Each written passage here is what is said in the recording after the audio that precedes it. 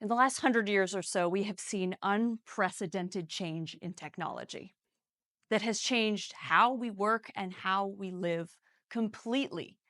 But it's also meant we are working and living longer. We're at a point where there are up to 5 generations working in the same workplace all at once. That's never happened before. And with that great wealth of knowledge and new ideas, it also means there's a potential for problems. And I find the core of those problems come in communication. Why communication? See, the communication is the thing that binds us together and makes us able to work with one another. But each generation goes through life events collectively in their formative years that shape their perspectives and views on the world. And those perspectives and views, especially today, are clashing. Thus, the cause for concern. So, how do we bridge the generation gap? How do we come together and be a collective society and workplace that is collaborative, communicative, and productive? This is a complex problem. There is not one solution, unfortunately, for every single situation, for every single circumstance. However, I've come up with one thing that we each have that's tactful, it's simple, it's easy to do, and it lifts people up instead of tearing them down. And it's free. I submit to you the idea that we collectively embrace what I call a high five culture. Something that acknowledges anybody at any time, across any generation. I see some of you are skeptical though. You're like, Amanda, that sounds a little too easy, probably a little juvenile. Yes, maybe. And maybe that's the beauty of it. Maybe we need something that simple. And maybe it's just a starting place. Something that you could do at any time to open up that collaboration across any generation. When was the last time you got a high five? Ooh. Now I get high fives all the time because I go to the gym, and at the gym we high five all the time. And guess what? It is great. When do we usually high five? Celebrations? Acknowledgement? Good job? Cheers? How does it make you feel? Good. Yeah. When you literally raise your hand to high five somebody, you are releasing dopamine, which is the bonding chemical. You're saying, I see you, congratulations. You're like, and it's free, guys. You can do it at any time. I mean, I'm just saying, it's pretty easy, right? Doesn't it feel good? Yeah. I submit to you literally high-fiving people, but also embracing the idea of what a high five represents. Let's park the solution and let's look at the two things that I really think are what bridging this generation gap require. The first and the foremost, the most important thing we got to do is acknowledge people, recognize them for their ideas, and validate them. We all know we need to do this. It's not news to you. You're like, that's not revolutionary. I know, but why don't we do it? Why is this not part of our culture? Why is it not something that we are constantly doing to one another when we see people? I did a survey of my own LinkedIn network. It got some 600 views. And the results said that only 24% of the people who responded, 24% said that their work culture was acknowledgement and recognition on a consistent basis.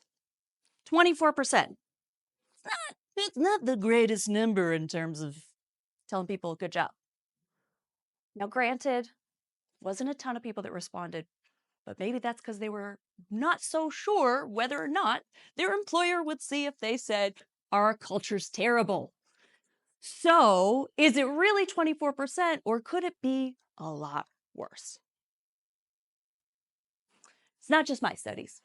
Harvard, Gallup, Achievers have all done studies, just to name a few, all about this acknowledgement culture. And the trends show across the board that the more frequent that you acknowledge an employee, the better off they are going to be, the happier they are going to be, the more productive they are going to be, and the more they'll have a sense of belonging. Now, when I say frequent, we're not talking quarterly. That's not good enough. We need to do weekly. We need to do consistently. It needs to be a part of the culture. I want you to think about when you first started driving a car. Was it easy or was it really hard? Was it a little terrifying? Did you absolutely traumatize your parents, or have you been traumatized by a teenager trying to learn? Exactly. For those of you that drove here. Although you were fighting the awful Atlanta traffic that just never gives up, did you really think about the mechanics of driving? Probably not. I mean, you've probably been there once or twice when you're like, how did I just get to where I am? Don't remember passing anything because you're zoned out. You're in your subconscious. One of the surveys found that the younger generations need more frequent acknowledgement and recognition than the older generation. And to me, that correlates with the idea that when we're brand new at something, it's really freaking hard. And then it becomes so easy, we forget how hard it was, just like driving. So when somebody's young and new at something, to them, what you might think is easy and a no-brainer might be really hard and scary. And instead of giving them a hard time for wanting a trophy for every little thing they do, how about you literally just give them a high five and acknowledge them? Let them feel seen. That's what I submit with the high five culture.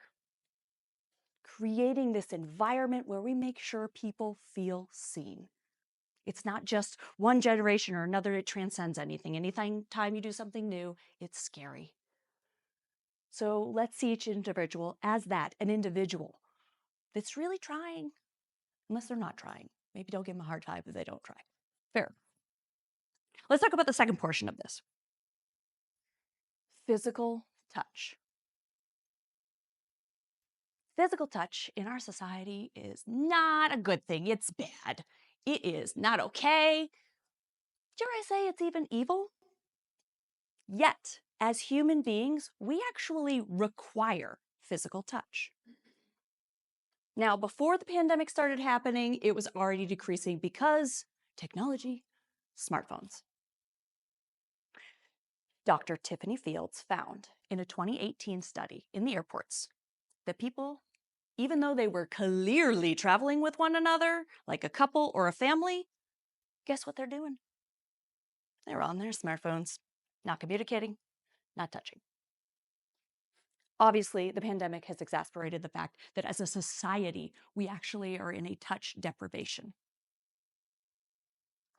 A study at UC Berkeley of the NBA teams actually found that the more these teams touched in some manner, whether that is a high five, a fist bump, a pat on the back, a nudge, a hug, the teams that engaged in more physical touch by the end of the season succeeded more. We are deprived. But now let's talk about Gen Z. They were taken out of regular society and humanity, completely still in their formative years. And Dr. Fields actually found that a touch deprivation can lead to stunting in growth and increased aggression in children. This is a serious consideration and a serious problem that our society as a whole has. And as that Gen Z really was ripped away and forced to the screen, which is even more so because they've had a screen in their hands since they were about a toddler, they need this even more than now. So what does a high five do? It gives you a simple touch, a safe touch, not a weird touch, not a bad touch, but an actual touch, an exchange of energy and warmth that literally goes to the soul. When you high five, it's saying, I see you. I like you. I value you.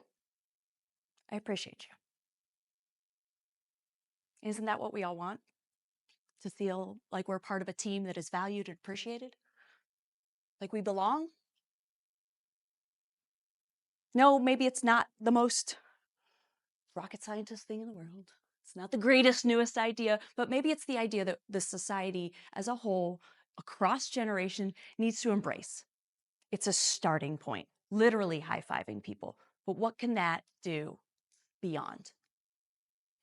Acknowledge people more, compliment them more, engage with them more. Embrace that idea as a culture as a whole. And it's going to lead to greater collaboration, greater ideas, and a happier society. And there's probably more to it. There's probably more questions that are going to come up. Why aren't we doing it? How come it's so easy? What are the barriers of entry? What's the problem? Is there a generational issue here that's deeper than that? And maybe so, but why not try it? Give somebody a high five. See how it makes you feel and see how it lights them up. Because they probably aren't expecting it. And they're gonna be like, whoa, haven't done that in a while. Thank you.